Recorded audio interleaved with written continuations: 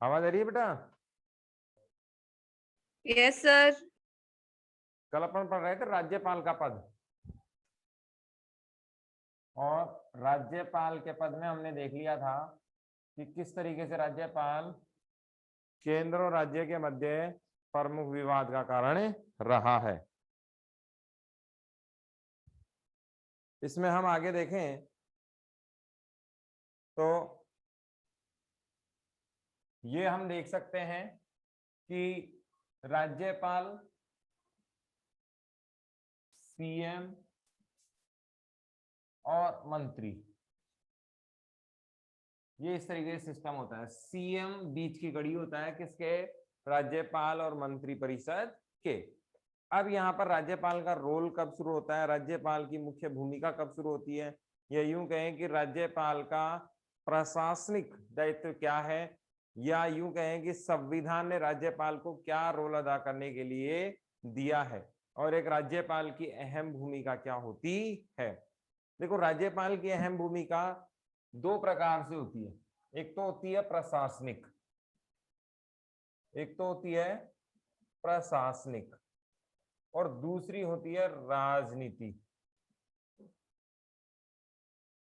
ये राजनीति वाला शब्द तो काम आता ही नहीं है कि नहीं है? राजनीतिक शब्द राज्यपाल के लिए काम नहीं आता है, क्योंकि राज्यपाल किसी राजनीति पार्टी से संबंधित नहीं होता है।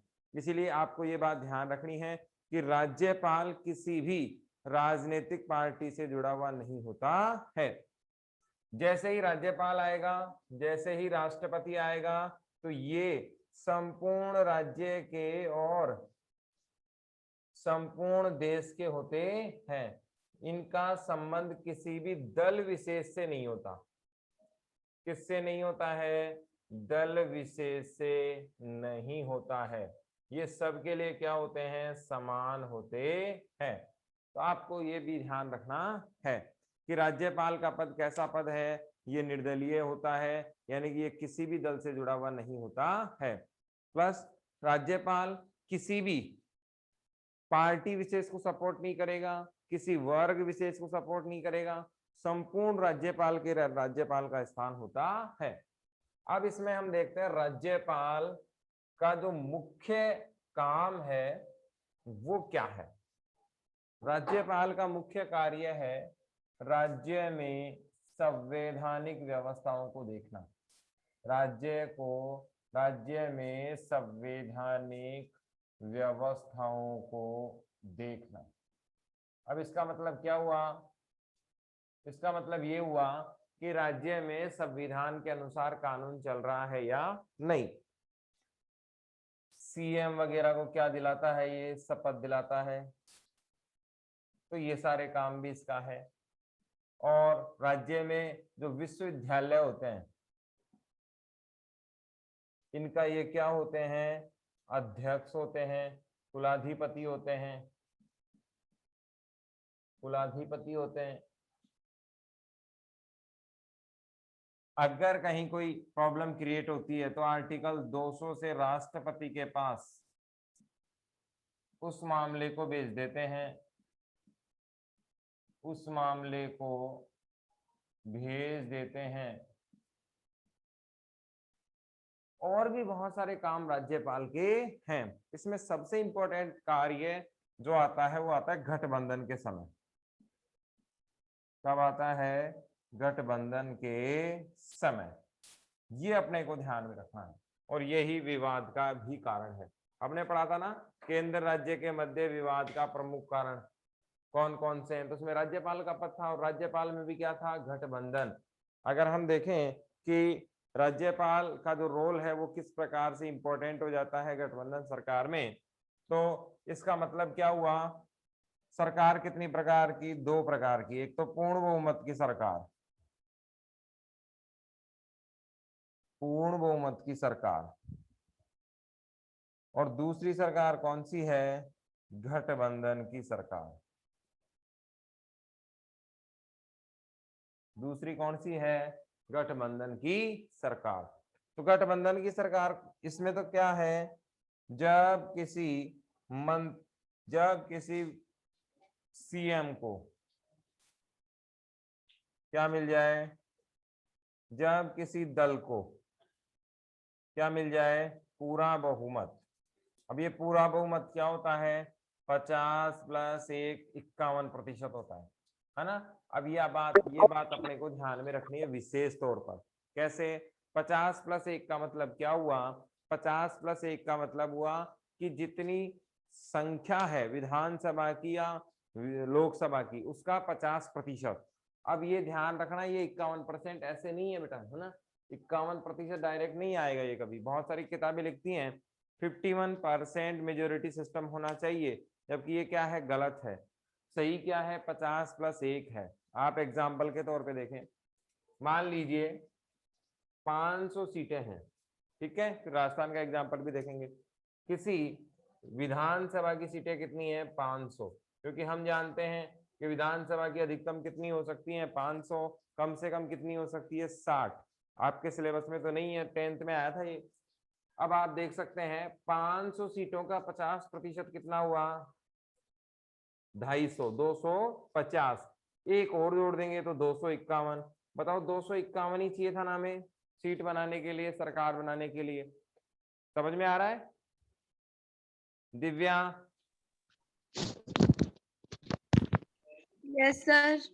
हमें कितना चाहिए था, आधे से एक ज्यादा। और 500 सीटें हमारे पास ऑलरेडी थी। 500 सीटों में अगर हम देखें तो आधा कितना हो गया, 250। एक ऊपर आते ही 251, इसका मतलब हमारी सरकार यहाँ बन सकती है। अब आप वाले फॉर्मूले पे आते हैं, 51 वाले पे। देखो, इसका अगर 50% करेंगे तो 250। इसका यदि, एक सेकंड,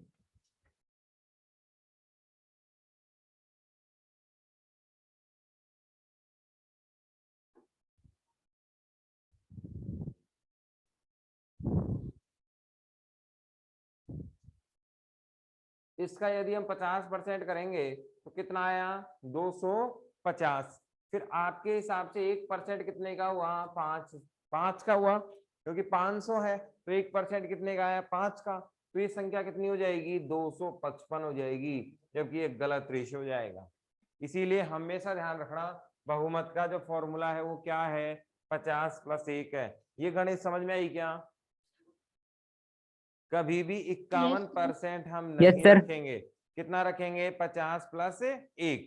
आधे से जो भी आधी संख्या होगी इसमें क्या जोड़ देंगे, 1 जोड़ देंगे, तो अपने बहुमत आ जाएगा। अब अपने को गणित में नहीं जाना, ये सिंपल सी बात है। अब दूसरा उदाहरण हम देखते हैं राजस्थान का। अब ये तो अपने को याद रखना चाहिए, इसलिए नहीं कि हमारी किताब में नहीं है, क्या है, इसलिए कि हम राजस्थानी हैं, इतना तो हमें पता होना ही चाहिए। देखो, राजस्थान की विधानसभा की सीटें कितनी, 200। कितनी सीटें हैं, 200। और इसका 50% कितना हुआ, 100। एक और जोड़ देंगे तो 101। इसका मतलब अगर आपको मुख्यमंत्री बनना है गहलोत साहब की जगह, तो कितने विधायक आपके पास होने चाहिए, 101। कितने विधायक होने चाहिए, 101। एक भी कम हुआ तो मामला गड़बड़। समझ में आ गई ना बात? अब ये कौन सी सरकार कहलाएगी, पूर्ण बहुमत की सरकार कहलाएगी। कौन सी सरकार कहलाएगी, पूर्ण बहुमत की सरकार कहलाएगी। फिर गठबंधन क्या था, जैसे मान लो ये किसका एग्जाम्पल ले लिया हमने, राजस्थान का एग्जाम्पल ले लिया। अब आप बताएं, चंचल बताएगी, राजस्थान विधानसभा की सीटें कितनी हैं, राजस्थान विधानसभा की सीटें कितनी हैं, ज्योति, सोनू, दिव्या, निखिल, बताओ भाई कितनी है, 200। 200। अरे मैंने लिखा ना, 200। यहाँ समझ में नहीं आया कि क्या लिखा था मैंने, विधानसभा की सीटें तो थी, हमने बात की थी विधानमंडल की। क्या होता है मंडल, कौन कौन लोग आते हैं इसमें? आप एक तो ना राइटिंग नहीं करते, तीनों मंत्री। विधानसभा और विधान परिषद। परिषद। बताया था ना मैंने आपको, दोनों मिलकर क्या बनाते हैं, विधानमंडल बनाते हैं। जहां पर विधान परिषद नहीं है वहां पर डायरेक्ट क्या आती है, विधानसभा आती है। और जहां डायरेक्ट क्या है, दोनों है वहां, विधानमंडल क्या कहलाएगा, विधानसभा प्लस विधान परिषद। अब मंडल सब समझ में आया, मंडल क्या है, दोनों मिलकर होते हैं विधानसभा और विधान परिषद। तो राजस्थान की विधानसभा की सीटें कितनी आई, 200। ये सरकार कैसी बनी, पूर्ण बहुमत की। अब इस समय की जो गहलोत जी हैं अपने सीएम साहब है ना, गहलोत साहब, गहलोत साहब को मिली थी 97 सीटें। कितनी सीटें मिली, 97। तो इनकी सरकार गठबंधन की या पूर्ण बहुमत की, गठबंधन की। गठबंधन की। समझ में आया। जब किसी दल को स्वतंत्र रूप से अपने दम पर सरकार बनाने लायक बहुमत नहीं मिलता है तो वो क्या कहलाता है, गठबंधन कहलाता है, अलायंस इसे कहते हैं। बताओ भाई कहाँ दिक्कत आई इसमें। अब इसमें सपा के सर और जुड़ गए गठबंधन करते 6-7 कैसे बंदे। हैं? किसके जुड़ गए, सपा के। तो ऐसे करके ये 107 के आसपास हो रहे हैं, निर्दलीय वगैरह सब जुड़ गए, सपा जुड़ गए और निर्दलीय जुड़ गए, और ये जुड़कर कितने हो गए, 107। अब सरकार कैसी हो गई, बात समझ में आई। गहलोत साहब के विधानसभा के जब चुनाव आए तो उनको सीटें कितनी मिली, 97।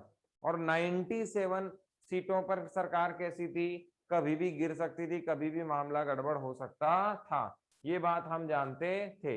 ऐसी स्थिति ना हो, ऐसी समस्याएं ना आए, इसके लिए क्या किया गया कि गहलोत साहब को बाकी अन्य जो लोग बचे थे, निर्दलीय बचे थे, सपा के बचे थे, उनको मिला लिया। किसी भी दल को मिलाना, किसी भी दल से दूसरे दल में जाना दल बदल के तहत आता है। किसके तहत आता है, सपा ने क्या किया, दल बदल। बताओ भाई दल बदल कौन सी अनुसूची में, 10वीं अनुसूची में। कब आया था, भूल गए है ना, मैंने बहुत अच्छे से बताया था। 10वीं अनुसूची कब आई थी, 1985 में। अब ये भूलने वाली बात है क्या, अगली साल आएगी, पूरे डिटेल से आएगी, तो बेसिक तो तैयार करो। अब देखो गठबंधन और पूर्ण बहुमत किसके समझ में नहीं आया, बताओ सोनू, सर निकिता, गठबंधन करते कैसे हैं? जोर से बोलो बेटा, आपकी आवाज आती ही नहीं है। सर गठबंधन करते कैसे हैं? करते कैसे हैं, प्रिया पूछ रही है। देखो गठबंधन का कोई ज्यादा बड़ा फॉर्मूला नहीं है, सिंपल सी बात।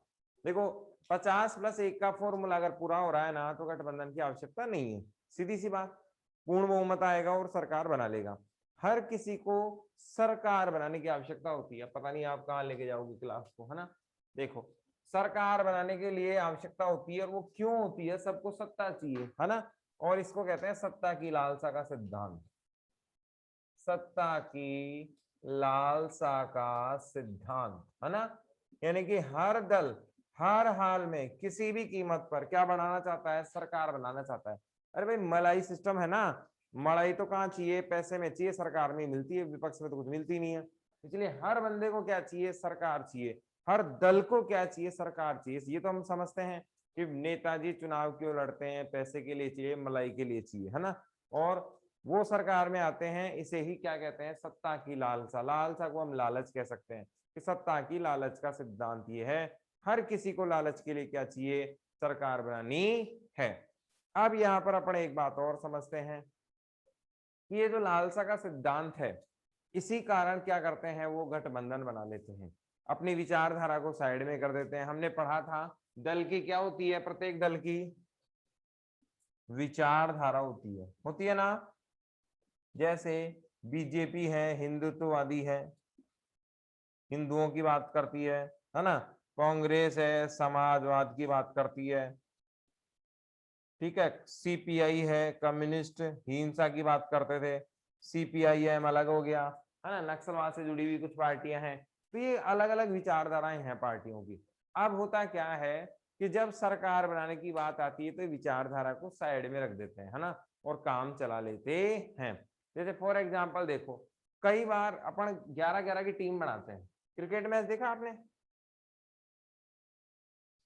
11-11 की टीम बनाते हैं ना। अरे गली में क्रिकेट खेल रहे हैं, सबने खेला होगा, लड़कियों ने भी खेला, लड़कों ने भी खेला। 11-11 की क्या बना ली, टीम बना ली। और एक बच्चा आ गया एक्स्ट्रा, 12 हो गए या 13 हो गए, है ना। अब वो मोहल्ले का तो अपना है, लेकिन उसको जगह ही नहीं मिली और इधर 10 ही थे, तो वो इधर चला जाएगा कि नहीं जाएगा, खेल लेगा। जबकि खेलना उसको किधर चाहिए था, अपनी साइड ही खेलना चाहिए था। तो ऐसी स्थिति में गठबंधन में सबसे ज्यादा एडजस्टमेंट पाया जाता है। क्या पाया जाता है, एडजस्टमेंट। इसका एग्जाम्पल देखो आप, ये तो समझ में आ गया क्यों बनाते हैं गठबंधन। इसलिए बनाया जाता है गठबंधन ताकि क्या प्राप्ति हो सके, सरकार की प्राप्ति हो सके, सत्ता की प्राप्ति हो सके। इसीलिए क्या बनाया जाता है, गठबंधन बनाया जाता है। अब एग्जाम्पल देख लेते हैं क्या है। देखो, मोदी जी की पार्टी कौन सी है, बीजेपी, भारतीय जनता पार्टी। और महबूबा की party PDP, people democratic party. ये कहां से हैं, जम्मू एंड कश्मीर। ये कहां से हैं, पूरे ऑल ओवर इंडिया, क्योंकि ये तो स्थानीय दल हैं और ये राष्ट्रीय दल हैं, हम जानते हैं, है ना। अब यहाँ पर एक बात हमें और समझनी चाहिए, मोदी जी पूरे चुनाव में किसका विरोध कर रहे थे, पीडीपी का विरोध कर रहे थे, जम के विरोध कर रहे थे, है ना, कि पीडीपी वाले ऐसे हैं वैसे हैं, है ना सर, पीडीपी वाले ऐसे हैं वो हैं, है ना। बहुत ज्यादा मामला, बहुत ज्यादा मामला गड़बड़ है, इन्होंने भ्रष्टाचार किया है, देश विरोधी बातें की है ना, ऐसे किया है वैसे किया है, ये सारा मामला था। लेकिन फिर इन्हीं के साथ क्या बना ली, वहां पर सरकार बना ली। क्या बना ली, सरकार बना ली। सरकार में कौन कौन शामिल हो गए, पीडीपी और बीजेपी। जबकि ये क्या कर रहे थे, विरोध कर रहे थे। इनकी क्या अलग है, विचारधारा, इनकी क्या अलग है, विचारधारा, और इनकी भी विचारधारा क्या है, अलग अलग। लेकिन किस कारण से एक जगह आ गए, सत्ता की लालसा के कारण। ये समझ में आया उदाहरण। दूसरा उदाहरण देख लो, शिवसेना कहाँ का दल है, महाराष्ट्र का। कहाँ का है, महाराष्ट्र का। बाला साहब ठाकरे ने इनको बनाया था और इनकी जो विचारधारा वो हिंदुत्ववादी है, लेकिन फिर भी ये बीजेपी के साथ, हिंदुत्ववादी थे, बीजेपी का संगठन का दल था, लेकिन सत्ता की लालसा के लिए कांग्रेस में आ गई है और वर्तमान महाराष्ट्र सरकार इन्हीं के साथ चल रही है ना। 3 पार्टियां हैं वहां, एनसीपी है, शिवसेना है और कांग्रेस है। तो अब यहाँ पर हमें ये देखना चाहिए कि गठबंधन क्यों होते हैं, सत्ता के लालच के लिए होते हैं, विचारधारा को साइड में रख दिया जाता है और फिर गठबंधन बना लिया जाता है। बताओ यहां तक क्या दिक्कत आई। अब राज्यपाल की बात कर लेते हैं, कुछ पूछना है क्या। No sir. देखो महाराष्ट्र चलता है, ये एग्जाम्पल वहीं से समझ में आ जाएगा। महाराष्ट्र में कौन कौन, एक तो बीजेपी वाले, एक कांग्रेस वाले, एक एनसीपी वाले, और बाकी निर्दलीय तो सब जगह होते ही हैं। मोस्टली दल प्रायोरिटी में जो है वो यही है महाराष्ट्र में, है ना। ये तो सब जगह पूरे देश में है ही है, बाकी लोकल पार्टियां होती है। वहां हुआ क्या, कांग्रेस को कुछ पार्टियां मिली, एक शिवसेना और रह गई, शिवसेना, शिवसेना, ये 4 है। गठबंधन कैसे बनता है, शिवसेना आकार इसका बनता है, इनका एनसीपी कभी बीजेपी के साथ आ जाती है, कभी कांग्रेस के पास, इनका कोई अता पता नहीं है। हुआ क्या कि राज्यपाल कौन सी पार्टी से बिलोंग करते थे, यहां से। मैंने आपको बताया राज्यपाल की कोई पार्टी नहीं होती है, राज्यपाल की और राष्ट्रपति की कोई पार्टी नहीं होती है।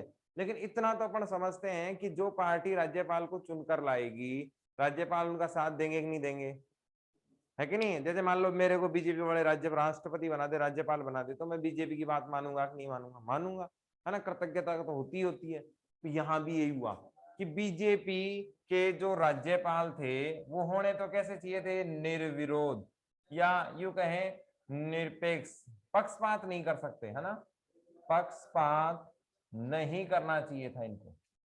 लेकिन किया क्या इन्होंने कि बीजेपी को पहले बुला लिया, पहले बुला लिया, क्या करने के लिए, सरकार बनाने के लिए, ठीक है। जबकि राज्यपाल क्या कहते हैं, सबसे बड़े दल, सबसे बड़े दल को बुलाते हैं। किसके लिए? सरकार बनाने के लिए। एक बात, अगर ऐसा नहीं हो तो जो बहुमत साबित कर सके, बहुमत साबित कर सके, उसे बुलाते हैं। ठीक है। तीसरा, समय भी राज्यपाल तय करते हैं। समय भी राज्यपाल तय करते हैं। अब ये मामला गड़बड़ हो गया यहाँ पर। देखो ये किस खास आदमी को बुलाएंगे, है ना? 1 ही मिनट बचा है बेटा, अभी तुरंत देख लो फटाफट इसको। राज्यपाल का रोल यहाँ बहुत बड़ा हो जाता है। पहले वो किसको बुलाते हैं? जो सबसे बड़ा दल हो, सरकार बनाने में सक्षम हो, उसको बुलाना चाहिए। लेकिन ये क्या नियम क्या कहता है? सबसे बड़े दल को बुलाएं, जो बहुमत साबित कर सके उसको बुलाएं, और अगर समय कितना देना है उसको ये भी राज्यपाल तय करते हैं। तो ऐसे में राज्यपाल की भूमिका अहम हो जाती है।